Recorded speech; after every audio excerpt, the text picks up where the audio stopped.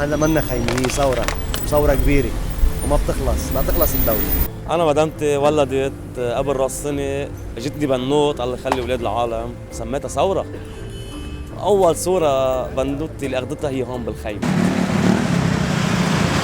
بلشنا بال 2015 حركة اعتراضية على السلطة الطائفية الفاسدة اللي كانت مقررة تعمل عكار مكب زبالة، يعني تكافئة على الحرمان. رفضنا هذا الشيء وقدرنا نوقف بوقتها المطمر الصحي اللي كانوا بدهم يعملوه.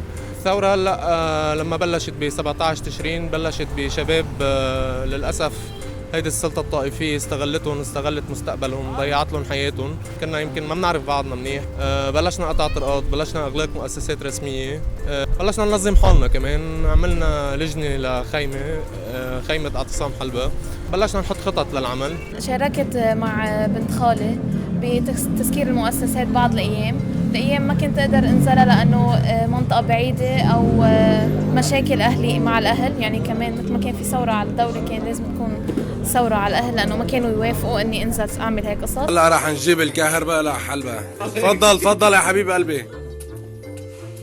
نعم الله أكبر. هذا اللايف كتير كان مشهور تبع فوتة الجمرك،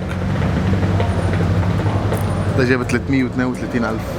هذا الشيء كان يزعجهم للشباب. اول شيء انه ليش انت على طول طالع لايف وعلى طول بتصورنا، واني ما كانوا يحبوا يتصوروا.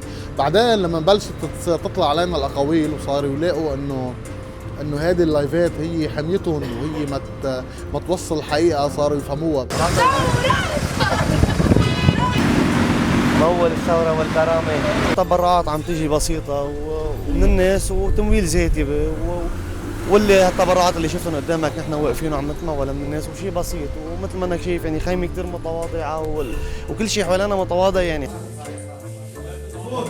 بلشنا بطلعة على المحافظة لحتى نطلب ملفات بلدية حلبة المنحلة اللي هي بعهدة المحافظ كانت. وصلنا على المحافظة كنا عاملين خطة لاحتلال المحافظة.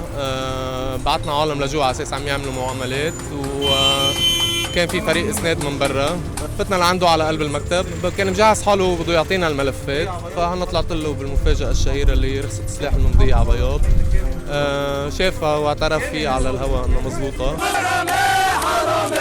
المحافظ حرامي. نحن جيل $100 يا خيي، كنا نقبض $100 لننتخب.